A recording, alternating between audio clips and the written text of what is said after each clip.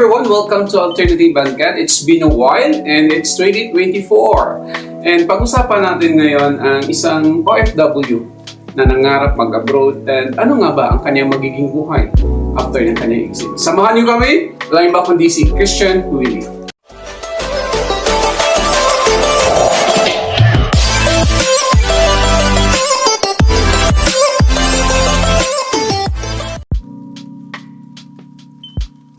Welcome to Alternative Bandcast.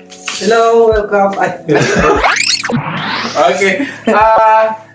Ilang taon ka ba dito sa Saudi Arabia? 2 years. 2 years? And sa tingin mo, enough na yon para bumalik ka sa Pilipinas? Hindi enough, sa totoo lang. So, bakit sa panahon ngayon, karamihan after 2 years, ang iba 1 year, umuwi na sila ng Pinas? For what reason? Ang sa reason ko kasi, siguro maliit talaga ang sahod.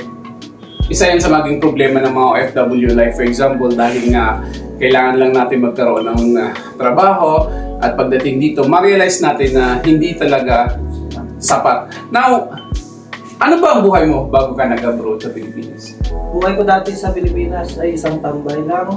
Tambay? Yeah, that's everybody. Tambay tayong lahat eh. Napakahirap, walang income, tsaka lalo pa nag-pandemic kaya ganun, napakahirap sa Pinas. So, sumagi sa isip mo na pumunta sa abroad? Oo, lalo na sa pandemic, walang employment sa Pilipinas. Kaya ang the best na gawin ay mag-abroad, mabilis na magagawa mo magtatrabaho. Yeah, even here, kahit dito, like for example, nung pandemic dito, it's been 4 months na wala akong trabaho. But anyhow, ano nga ba yung pagkakaiba ng buhay Pilipinas at buhay abroad? Siguro ang pagkakaiba ay malayo ka talaga sa iyong pamilya. At syempre, lalo na pag wala ka ditong kaibigan, lahat isa sarili mo talaga.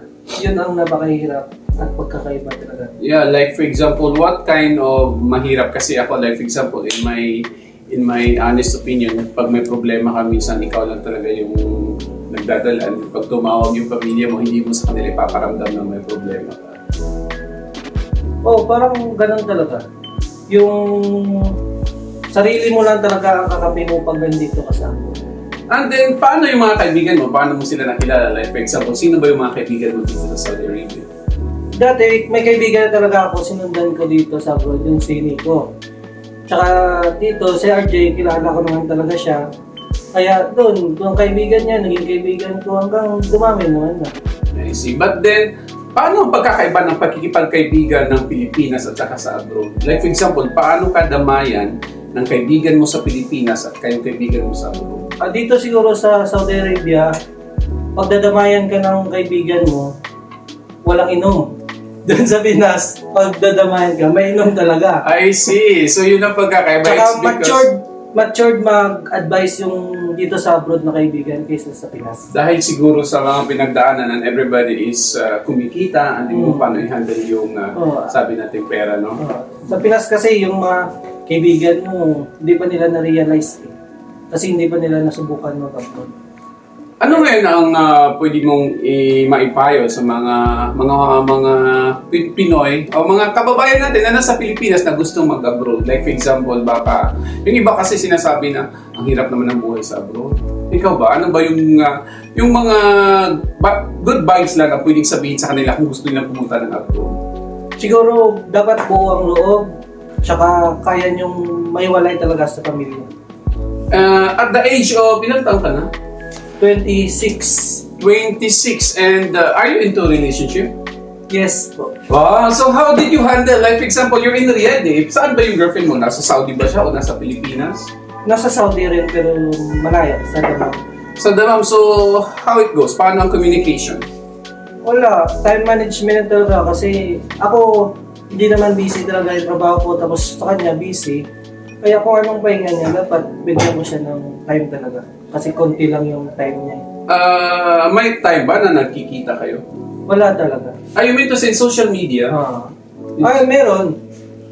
High-tech naman na ngayon eh. Sa bagay, I mean, everything pwede naman magawa ng paraan. But then, just, pa yung kaibigan, of course, mahirap pa rin makipagtagpo lalo na sa opposite sex dito sa Saudi Arabia dahil nga sa batas nila. Though open na, pero of course, hindi pa rin dapat tayo kampante. Now, ano yung plano mo sa mga ilang araw na natitira dito sa Saudi Arabia? Ilang araw na lang bago ka mag-insist? 10 days na lang. For 10 days, may mga plano ka na ba na after 10 days, ang aking benefits ito gagawin ko? Or ay may plano ka ba na bumalik sa Saudi Arabia? Wala pa naman akong plano kasi hindi ko pa alam magkano yung benefits ko. Pero yung planong babalik, depende kung saan tayo dali ng panahon. But nasabi ba sa isip mo na babalik ka ng Saudi Arabia? Oo, may possibilities. Kasi napakahirap talaga sa Pinas pag tambay, walang trabaho. Now let us see, halimbawa, plan A is babalik ka ng Saudi. Pag halimbawa di ka makabalik, pag may mga opportunities ba, maliban sa Saudi Arabia? Siyempre, i-grab mo yun, lalo na kailangan mo ng malaking income talaga. Kasi naranasan mo na dito yung maliit na income, abroad ka pero maliit, hindi mo matustusan pa rin yung mga pangangailangan. So, for 10 days, siyempre nag-iisip ka na yung mga dadalhin mo. Are you also into, like, for example, karamihan sa mga OFW na pag umuwi sila, there are more chocolates, there are more pasalubong, and siyempre yung mga kaibigan. Nandun ba din mo sa priority list mo yung mga ganung bagay? Hindi naman, kasi nakita ko na kung mga nauna kong kaibigan na umuwi, nakita ko na kung anong experience nila. Kaya parang nakikita ko na kung yun ang gagawin ko, eh parang wala rin. So minsan nagkaroon ka na ng idea na kung paano. Now, tanongin kita, ano ang masasabi mo sa bansang Saudi Arabia? So, sabi nila napaka-stricto, pero hindi naman. Ano lang talaga, dapat marunong ka lang talaga sumunod sa batas nila. Tsaka, masaya naman dito pag marami ka nang makilalang kaibigan. At saka piliin mo lang yung tunay talaga. Yeah. Like, paano ba yung pagkaibigan dito? Kasi sa Pinas kasi, or paano mo ba ma-define yung isang kaibigan? Kasi ang dami mong makikita, like, karamihan dito nasa event, ano ba ang kahulugan ng kaibigan para sa Sa akin siguro, pagkakaibigan, hindi lang sa masayang bagay, pati sa malungkot ng bagay. Pag andyan sila, siguro yun yung dapat na hinahanap mo sa isa.